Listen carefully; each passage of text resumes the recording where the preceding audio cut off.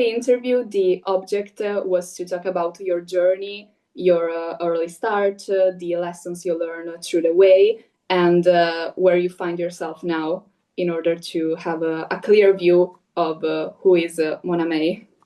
It's always changing. Sounds good.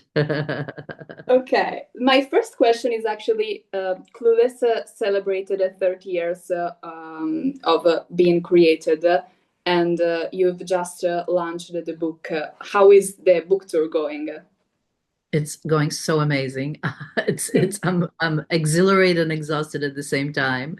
Mhm. It's been so wonderful. It's such a great response to the book, all the fans and so many different generation of the fans, the women that saw the movie when they were young, so they are in their 50s, Mhm. 60s, and now the new generation of young fashionistas and film lovers like you, which is just wonderful. I'm going to different schools and doing master classes, a lot of book signings.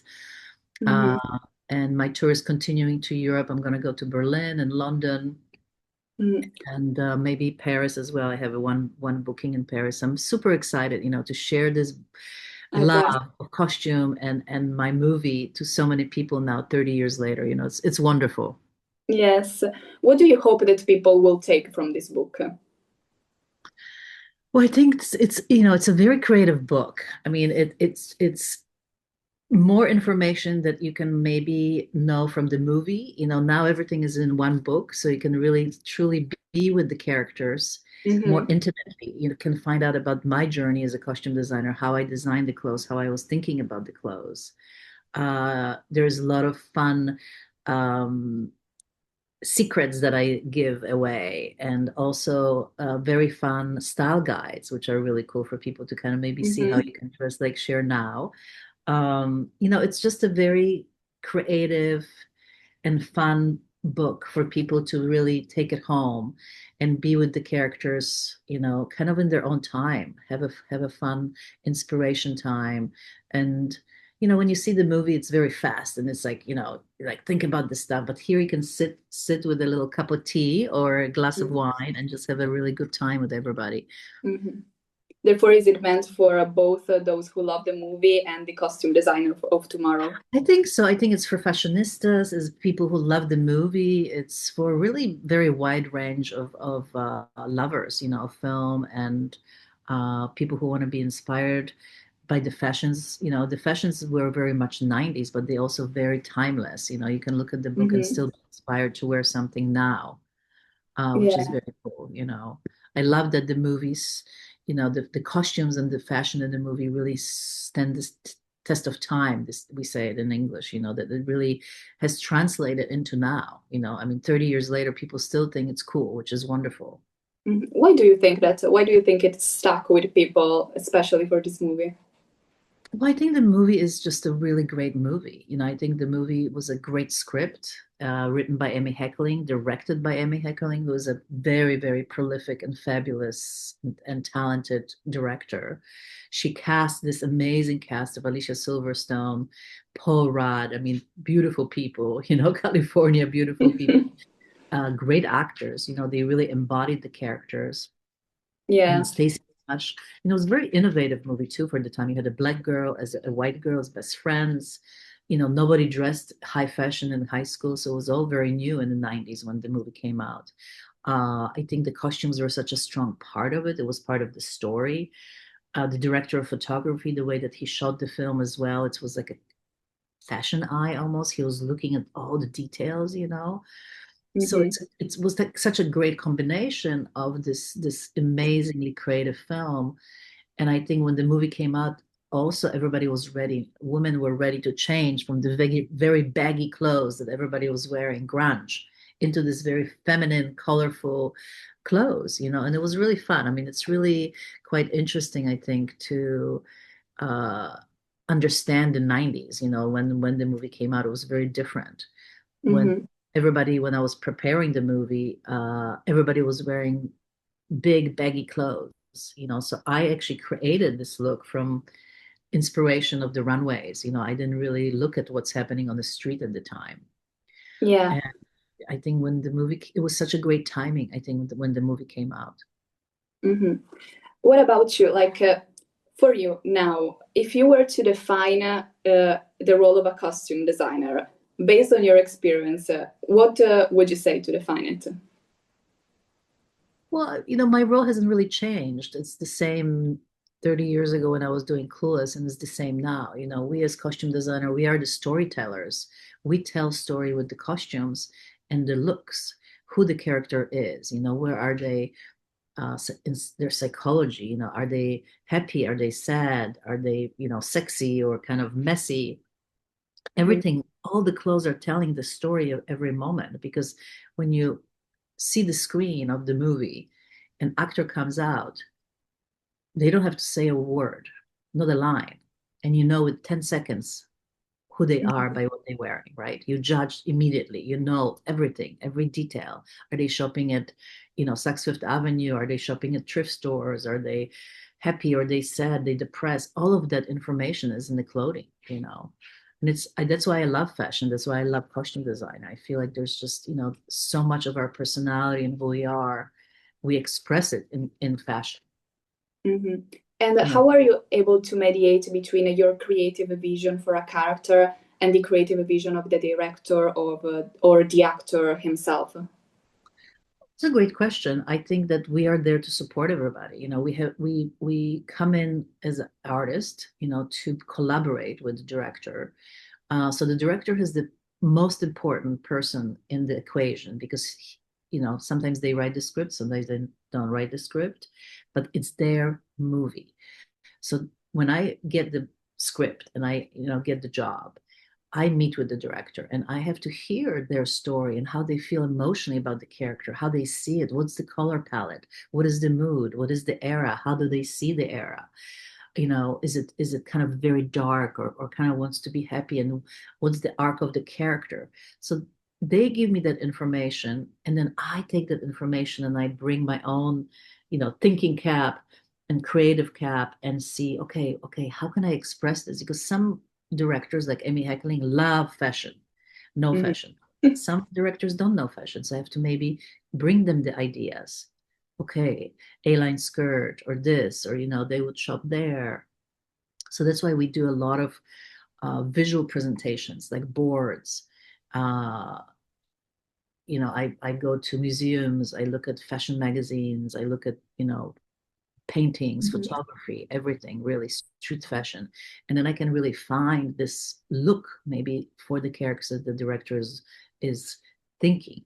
And then we sit again, and with the ideas, they go, oh, I like kind of this. And maybe this one, she's later, this what happens, maybe something like this. So then I have more clues, then I can work more on it. And then when we kind of have an idea where the character is coming from, who they really are, color palette, then I can come to the actor. Then I have more of a reason to talk to the actor, present my director ideas. And then the actor can bring their own ideas. So it's a very kind of, it's a very collaborative, step-by-step process. Nothing happens like bam. First we really Mhm. have to find a bigger picture of everything. And then we can come to the actor and go, okay, this is the idea for your character. The movie looks like this. This is the colors. What do you think? Because actors are a very important part of the movie. Mhm. They have their own ideas. So we talk. Then I maybe change the boards again. Maybe we add some different things, ideas from the actor. Then we go and meet with the director and the actor and me. And we go, okay, this is good. Yeah, she went to school there in New York, but then she moved to, you know, Italy, and then she kind of got more Italian look, whatever that is. Mhm. And after we have the idea more solid, everybody is happy. And for me, I have to be flexible. Yes. I have We to think have that, my ideas, of course, because if I didn't have my ideas, Clueless would not happen. of course. But the ideas have to be kind of accepted by everybody. I can Mhm. fight for some things, and sometimes I have to let go of some things and be happy, because it's not. I'm not a painter at home and painting my painting. I'm not a Yes. seamstress making one a wedding dress for somebody. It's really, I'm not writing a book just by myself. It is a very different process in filmmaking. And I think it's very important to be open to other ideas, because maybe sometimes they could be more interesting ideas, Mhm. Or And sometimes I fight and fight and fight too for some things, you know. So, and then after we do this kind of creative brainstorm, then we go and start either shopping or making clothes. And then we have another part that's very interesting, which is fittings. mhm. And within the characters you have worked for, who would you say was the most challenging? Well, I mean, I've done 70 movies, so there's a lot of different challenges. I think that each project is challenging in a different way. Clueless was very challenging because I didn't have a lot of money, I didn't have a lot of time, and I had to come up with something that didn't exist. Hmm. So I had to be a creator, kind of like a fashion designer. I had to go to the runway shows and bring from runways ideas of the girls dressing very high fashion. But then I had to take the ideas and put them into perspective of a 16-year-old in high school. So Yes. it's very youthful and very young and very relatable. That was a big challenge because it was very fast. And I had many, many people to dress. I mean, Alicia Silverstone alone had 63 changes. Yes, I've Was heard. unheard of. You had Stacey Dash, who played Dion, and the other character, about 45 costumes. Plus, I dressed every person in the movie, every extra that's in the classroom, in the quad, in the cafeteria. So everybody that you see, I created the look completely. Hmm. So that was pretty challenging. I think another challenging movie was Enchanted because it was working with very iconic characters. And how do you kind of approach these characters, very Disney characters, but give them a new life? And also, you have to build everything. In Enchanted specifically, how did you change the designing process between the live action part and the animation part? Well, in that case, you work with the illustrator, Disney illustrators. So they are animators and they create the animated characters, but they don't really understand costume. They also Mhm. don't have gravity. Everything is possible there.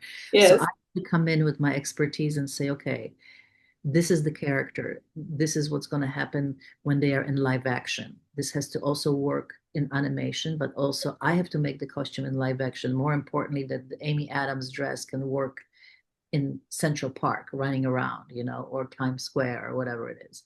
For example, there was a character of the sidekick of the prince, which is like a bigger guy, Hmm. and we starting to draw, and they like putting little shorts, mini shorts, and I'm like, no, my actor is 250 pounds. I don't Yes. know how many kilo it is. He can be running around in like New York City in this little. Yes. So, my expertise is very important. Also, proportions are very challenging because you're going from animated characters, which like, you know, tiny waist of a princess with the big sleeves. Now I have to make that animated proportion in live action, and everything is being built and everything has to work. We have like the white dress, we have 11 of the dresses because it has to be a wet dress, it has to be a stunt dress, it has to be a short dress when she's into the manhole and pops up. So those are things very challenging. And what was very interesting too in that movie, when you look at the evil Queen Narissa, Hmm. she goes from 2D animation to live action to CGI dragon. Yes. So there's actually three different mediums that I'm working with, so that's another challenge. But here you have more time. You have 7 months and you're preparing and you're drawing and you have hat makers and dressmakers and fabric makers. Everything is being prepared by hand. So that's incredible challenge, but also incredible experience as a costume designer to have this ability to make everything, to think of it, create the ideas, and then make it happen. When I saw the movie on the screen, I was like, oh, it's so beautiful. It was like an amazing experience to have. It's those are Mhm. the dream jobs, really, truly. Those kind of are the dream jobs. Mm. And when you first started, were there any expectations or things you imagined about this job that revealed to be untrue, or you had some surprises about it? I mean, I think there is always in every career, it's the same. I think that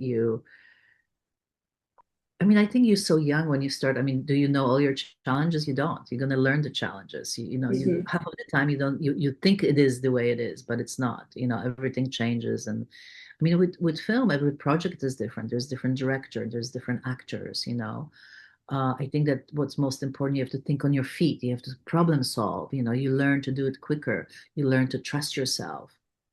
You know, be Hmm. more confident in your decisions.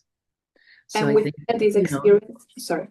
yeah, I think it's just, you know, it's hard to predict anything, really. You know, I think I don't think I have a perfect answer for this because it's like a flow, you know. I think Hmm. it's also as you're young, I was very open. I was like, I don't, everything is okay, you know, we're going to make it happen no matter what. I mean, that's kind of what film business is. I think any creative thing, you have to just trust the process. And, you know, as you're writing the article, as you creating a fashion piece, hopefully you have the right idea for the customer or who you're writing for, who I'm preparing the costumes for, you know, what is the story to support that the best I can. So that's where the focus kind of is, I think. And then there's always problems, and you have to just keep being very strong and solve the problems because in movie business everything is very fast, you know, so there's not a lot of time to be like, well, I don't know. You gotta answer, you know. Hmm. And what would you say were the most important lessons you learned throughout these years of experience? Many lessons, you know. I think the most important is to trust yourself in the sense of who you are as an artist, you know, work on yourself and you who you are as an artist. So that can be more and more your essence to bring into each project. So that's why you get hired because you have something to say, you have a signature. So people can be like, oh, let's get her. You know, I like the look she creates. Um, I think that's very important. You know, I think passion is very, very important. I think, you know, maybe people talk too much about it or not enough, but I think you have to be passionate about what you do because this is not an easy job. I have to get Hmm. up at 5 in the morning. I have to travel a lot. It's not a time you're going to have 5 o'clock dinner with your husband, you know.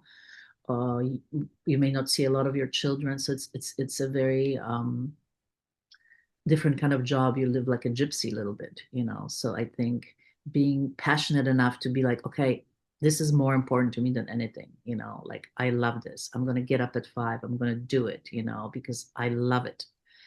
So I think those are very important things. You know, I kind of learn, as we said before, to fight for the things and then let go of certain things. You know, I know better when it's like, okay, this is not worth it, you know. Yeah. And I think, you know, very important to have fun. You know, our jobs are stressful. It's a very stressful environment because it's very fast. There's a lot of money. There's a lot of personalities.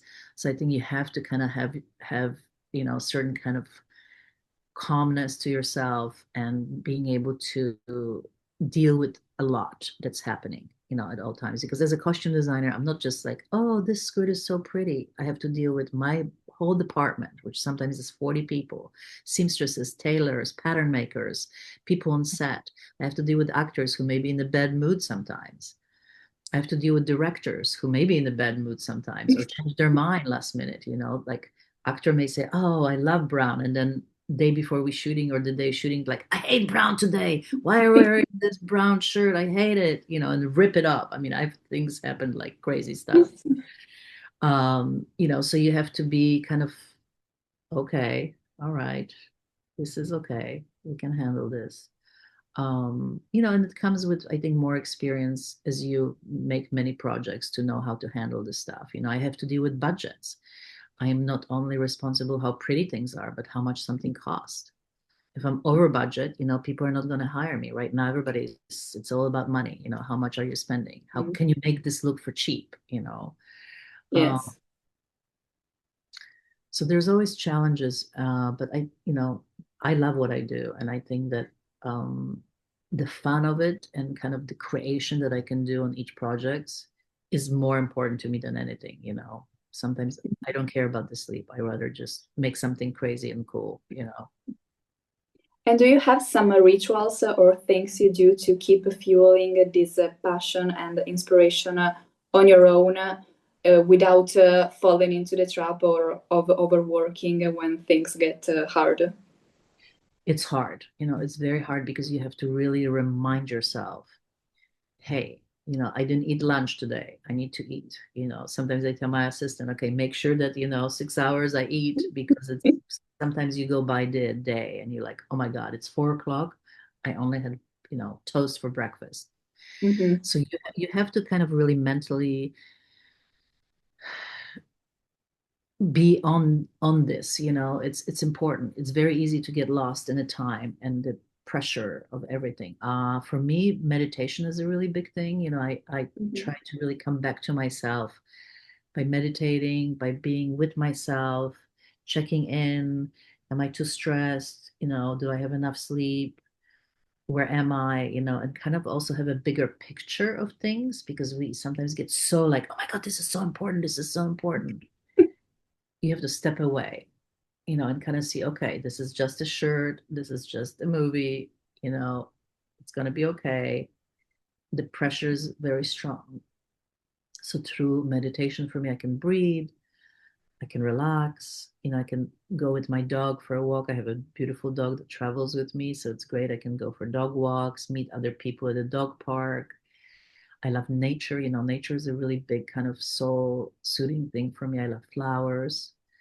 I'm very lucky to live in LA, California. There's always sunshine. You can go to the beach, kind of find this like nature, whatever is the antidote for some people is gym, running or whatever it is. So it's different things for different people. But I think it's very important to have this ritual, something that that you do consistently, that helps you pull yourself out. Because I think that if we don't, it's too much brain. And when you're writing, I'm sure you can feel this. Sometimes it's like a block. Yes. So you have to walk. You have to walk away. I think you have to kind of like, okay, I take a break. I look at something else, go inside or go to the gym, whatever it is, and then something changes. Something kind of, allows you to open up. Hmm. So I think it's very important, and I think that also educating yourself and really like look at my books. I love the books. I love reading, knowing what's happening in fashion, kind of, also not being focused on one thing. I think as an artist, you have to kind of make sure that you're always open. Like you probably read a lot of magazine, you look at fashion, and you have to be inspired. I think that's very Hmm. important too. So finding the inspiration, going after it. Not saying, "Hey, I'm so bored." It's like, no, you have to go and find it. Hmm. So you work in fashion, and do you like find inspiration outside of fashion-related things? Of course, like I said, nature is beautiful for me. I mean, I look at flowers, I look at the colors, I look at people. I love going to events and talking to people, finding ideas, seeing on the street how they dress. It's everything around us. There's so much information that can be so useful, I think, because we are like investigators. I mean, I think as artists, you are like always listening and the Mhm. words and the stories, the same as I'm looking at the you know people, how they dress and what they, oh, this is so cool, I have to remember that. Sometimes I take pictures, and that's what's so fun. I mean, it's really kind of being aware of things, and feelings are important too. Like, how do you feel? What is this kind of memories? All of it is like so important, I think, as an artist, to draw from a lot of stuff, sometimes even unhappy things, Mhm. that may bring you something that in your writing or in my costume, or it's like, oh, it's very aged or it's very loose or whatever it is, because I remember when I was sad, I didn't change my clothes maybe for 3 days. Mhm. Considering then that you take inspiration also from within yourself, is there a character whose wardrobe, in which whose wardrobe you feel reflected? Well, I think that, it's interesting. It always is reflected. Every feeling of mine is reflected because it's me creating it. But for example, like Cher, when she's sad and she's walking around the fountain, there was a memory. I was sad about a boy, and I remember Mhm. that memory, and why we dress her in very kind of like gray tones and messy. The blouse was more messy, kind of not very perfect, like she always was so perfect, right? But now it's more like loose. unraveling in a sense. So, that feeling that I can put something that I experience into this character. So it's Mhm. fun, it's really, I think it's important to draw from yourself. I think in writing too, and how do you, express yourself? It's because to me, it's so important to express yourself, who you are as an artist in your art.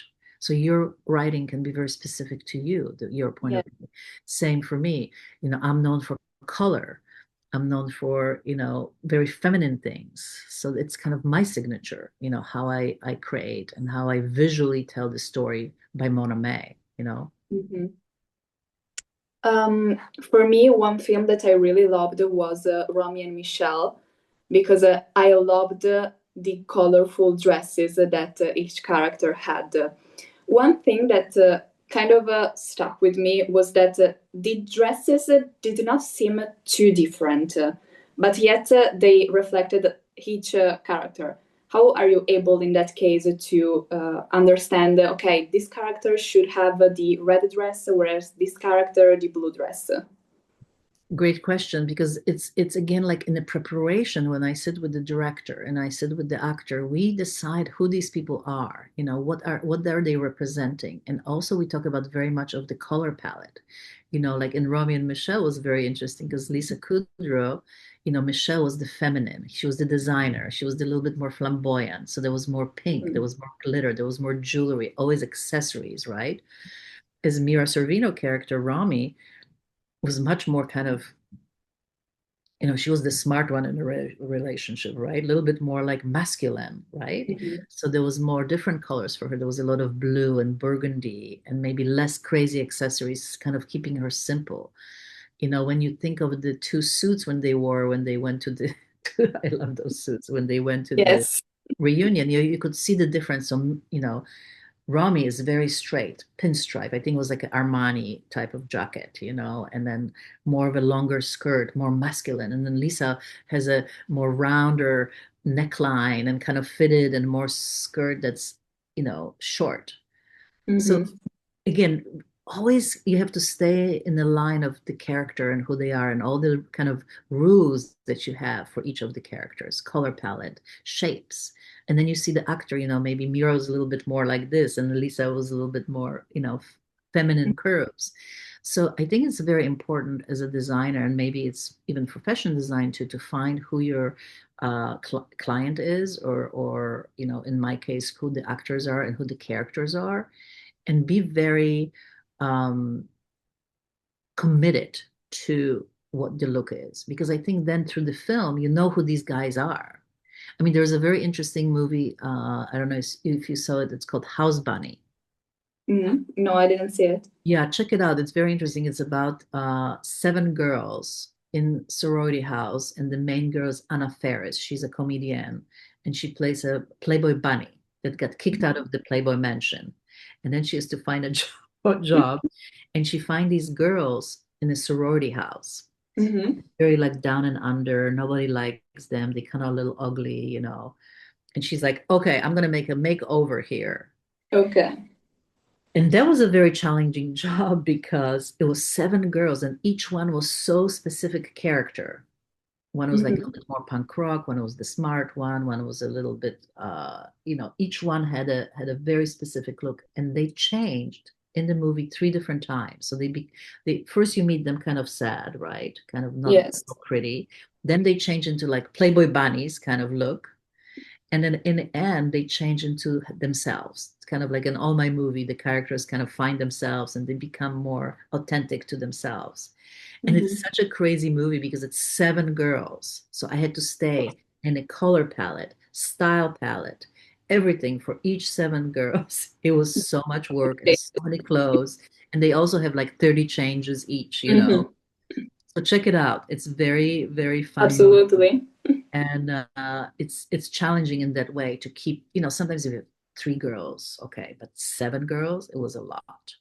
But they stayed. If you see it, different changes, they stay in their look, which is so cool. I love it. Yes. Well, if we talk about the color palettes, we have to mention Cher and Dion color palettes because Of those are course, iconic. of course, of course. And it's great because Cher, she was a blonde and she was very kind of preppy, very tailored, kind of, always matched everything. As Dion was very different. She had a darker skin tone. I mean, she was more funky. She had more experience with boys, so she was a little sexier. We had the leopard, we had the hats, there was vinyl, the skirts were much shorter. So it was very much of always their lane. They stay in their lane, but they also have to go together. So when they meet for the first day of school, the yellow and the black suits, every time you see the girls, they have to match in some way to look together on the screen very well. So it's interesting. There's a lot of components to think about. And the iconic piece is, of course, the yellow suit. Oh my The God, story so behind happy. it. Yes, Yes. and here we are. I love that it was so fun because I didn't know what color we're gonna wear for Alicia. We decided with Amy heckling that Hmm.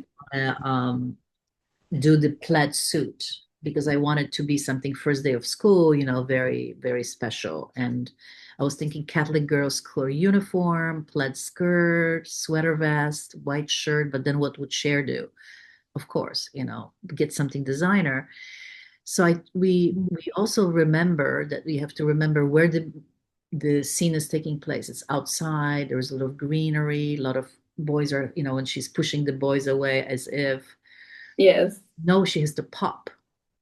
And Hmm. we talked with Amy and Alicia, and we decided on a suit. I bring the beautiful blue one, which I thought she's gonna look so beautiful with the blonde hair. I bring a red suit to the fitting because again, fitting is like the laboratory. That's when everything Hmm. happens. And when I was shopping, I saw this yellow suit. It was Jean Paul Gaultier Jr. I was like, oh my God, this is so cool. But I was like, yellow? I mean, it doesn't really look good on a blonde. I don't know. But I get it. It was like speaking to me. So here we are in the fitting. Alicia Silverstone comes. She's 18 years old. She's walking with her sweatpants with two dogs because she's already an activist. She could care less Yes. about the fashion. She's like, oh my God, another fitting, Mona. And Amy is there, the director. We try the blue suit and it's beautiful, but it's not really just doesn't have this Hmm. pop. We tried the red one, and Amy Heckling was like, "Okay, we can't use it because it's the Christmas color palette. Because you know how we have the fall, beginning of school, then we have Christmas, and then we have spring wedding, different Yes. color palette in Clueless." So she was like, "No, no, no, no." And here comes the yellow, and Alicia puts it on, and it was so beautiful. In this moment when she put it on, it was like the ray of sunshine. Yes, It was like the definitely. queen bee. It was like she's here. I'm here. I'm the number one. I'm the queen of the school. So it's interesting, how it has to all come together, and you can kind of have the ideas in the meetings, like I talked about, and all the presentation. But in the moment of the fitting, this is when the actor tries the clothes on and becomes the character. And the moment Alicia puts the suit on, she's like, "Okay, I'm Cher. I like it." You know and it's very immediate. It's something you feel it in a fitting. It's almost like you have little goosebumps on the Yes. arm. Yeah. So there was it's a great story because I think for the costume designers out there, uh, you have to understand it's not just I think, oh, I'm gonna put Alicia in a yellow suit. It doesn't work that way. It's a process. It really is a process. Yeah. It's a creative process of figuring this out, what's right and what's the energy in it that's going to be right. And I think we hit it because now we are looking at the yellow plaid suit on my book. And when you think of Clueless, you think of the yellow plaid suit. It's the first thing that comes to mind. Yeah. Yeah. And all these behind the scene are something that we can find on the book, right? Yes, it's so great. I interview everybody, I talk to everybody and get some funny stories too. Like I was talking to Paul Rudd and he reminded me that when we were doing the fittings, we ended up using his own boots and jeans. And I was like, oh, I forgot about this. And he's like, yeah, you said my jeans were okay and my boots were okay. I was like, yeah, you were that guy. We just changed the t-shirts and shirts, but he was kind of that guy already. And it was his first movie ever. Really? Yeah. Yeah. Crazy. So many of the young actors in the film were like first time, studio movie. I mean, for me, it was first studio movie. I've done other work. I work with MTV. I mean, I met Emmy on a TV pilot. Hmm. Um, but we were all very young. It was kind of a beginning for all of us careers. When writing the book, how did it feel after all these years going back to the world of Clueless? I never left the world of Clueless. I lived it all my life. I mean, 30 years. I love these characters. I mean, there were so many anniversaries, 25, now 30. I live with these characters. They in my soul, in a way. I mean, it's been great to finally put them together in a book, to have something to Hmm. share. I'm so happy. I think the best part was putting everything in one book, from the beginning of the movie, all the looks through the Christmas to the wedding. And now it's like history is here, Yes. the homage to all the characters and all the costumes is here in one place. And that's the most happy thing for me, that I'm able to now share this in this way, truly for people to be able to enjoy this so intimately and so fun. I hope this also really inspires people to wear fun clothes and look at their own wardrobe and see maybe they can do some more color or femininity or be inspired by the um, idea in the movies. So it's Hmm. it's really fun for me. It's really great. It's like the About legacy, giving the life yet again another life to these characters. yes, and is it something that you can say? But do you have a favorite character yourself? It's a hard question. It's like a mother. All my children are Mhm. equally loved, but I mean, Cher is the queen always. She'll be kind of remembered forever. But Stacey Dash is so fun. I mean, Amber is so cool in all her weird Mhm. clothes, and I love the journey of Ty, the character played by Brittany Murphy. How beautiful it was to meet her in one way and her Mhm. change through the film, the story of who she is. She becomes kind of mini me Cher, right? She's like a cheaper copy a little bit, not Chanel or Gaultier, but something she buy from the mall. And then she finds herself, who she is when she says, "You the virgin who can't drive." This is kind of very pivotal moment in a movie when she's now more sure of herself, who she is, and can be herself. So when you see her at the end at the skate park and she's wearing this striped t-shirt, like a cute little necklace and the pigtails, that she's kind of made a full circle to herself, Mhm. like really is now very authentic and I think has a lot of like self-worth and who she is, and it's beautiful. So it was a really nice character journey to show for her. Mhm. But I love the boys. I mean, Christian, hello. He was so hot. My little James Dean, character. Uh, so it's fun, it was such a great experience, and it was great working with Amy Heckling, an amazing director, all the actors. I mean, it was a really special time. It was also interesting reaching out to everybody for the interviews, and everybody was like, "Oh my God, hi, how are you? What's going on?" It was so good to kind of reconnect because it bonded us. That moment in our lives really bonded us because after the movie came out, we all became famous. I mean, everybody went to just have huge careers. Mhm. I got an agent, every script was sent to me, from Hollywood. It was beautiful, So I think we kind of like, oh my God, this was like this moment that we all blossomed.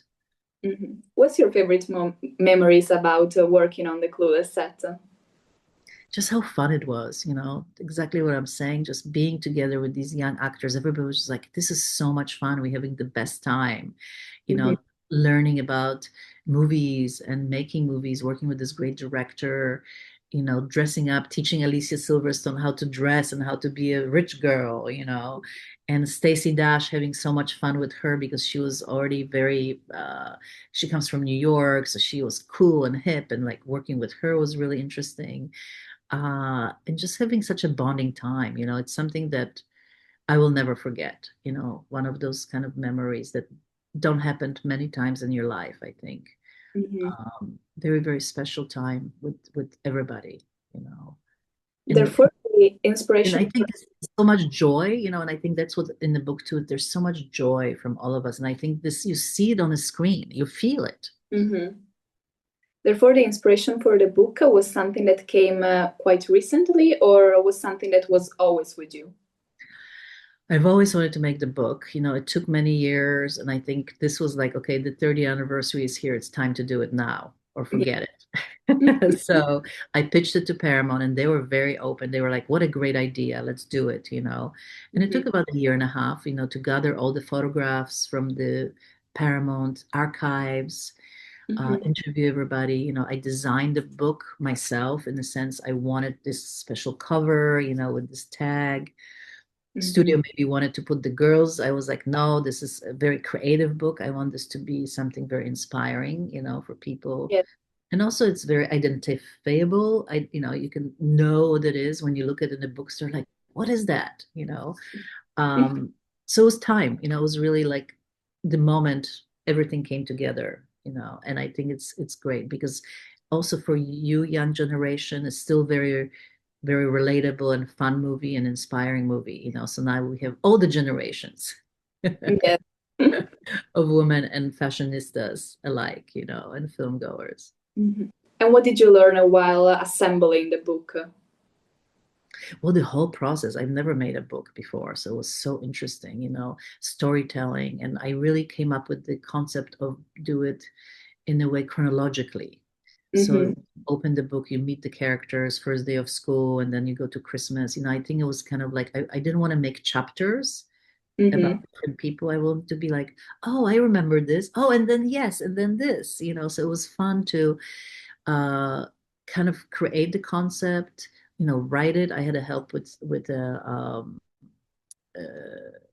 like a co-author who helped me a little bit to figure this out because again it was my first time, but I didn't know how much work it was with like the graphics. There was a lot of work trying to figure out each picture, which is more important picture, how big the picture, all the little details, because it's again it represents my head, my idea, and my heart, and I want this to be on the page. I want this to be like it's truly me. You reading the Mona May book, not somebody write or somebody figure it out or whatever. I fight every day. I work for it so much. And it's a great experience to know because now I kind of the second one will be much easier to make.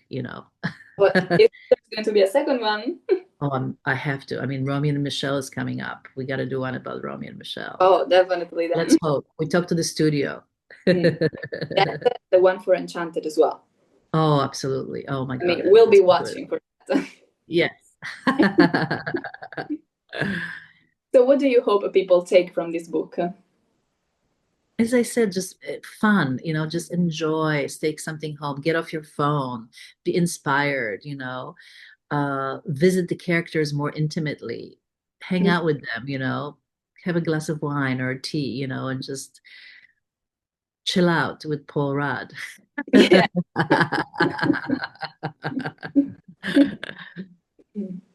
So, where we can find the book? The book is on Amazon, and I think is distributed in Europe.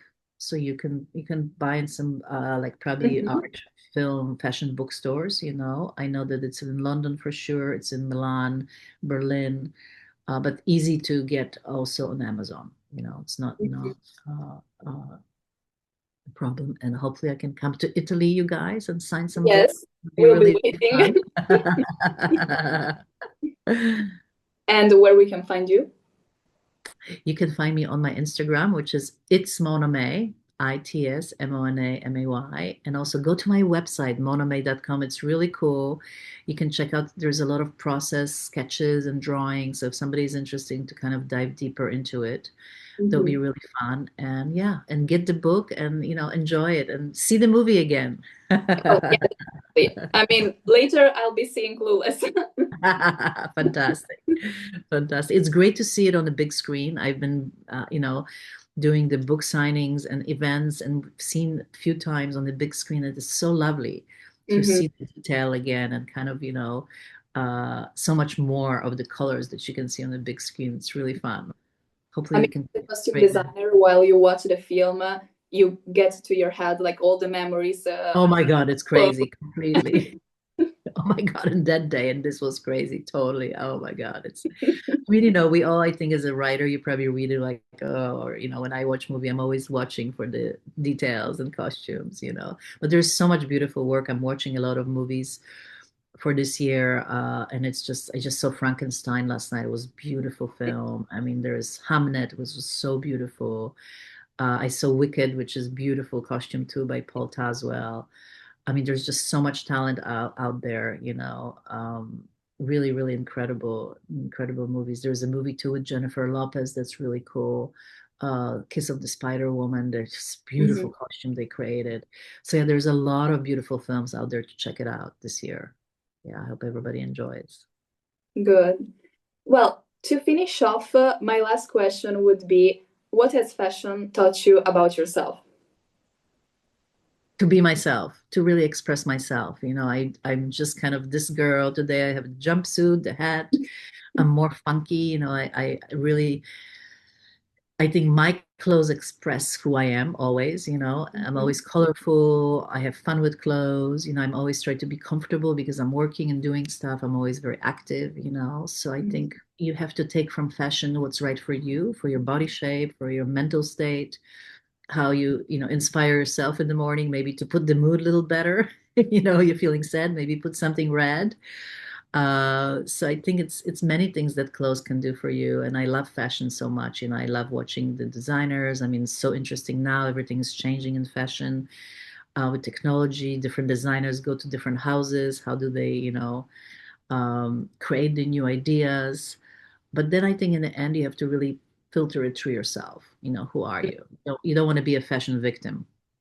Yes. You want to inspire people with who you are. So I think having your own style, your personality through the fashion is kind of the best because it's a great advertising too. Like if I Mhm. if I go to interviews or meet actors and or directors, I look cool. It's like, oh, she's cool. I like her. Maybe I think she would have a good ideas. So that also is kind of representation of you, I think. Especially if Mhm. I think especially if you're an artist. It's different maybe if you're a banker. Yeah. But I think Still, you have to be able to express yourself through your clothes. I think so. And it's fun. I love it. You know, Mhm. I have many personalities. That's great. I mean, many personalities equals many clothes. So Yes. can't be wrong. Yes. Great. Thank you so much for Good. giving us the time for this interview. So very happy to do this. So nice to meet you, Rebecca. And let's stay in touch. Nice to See meet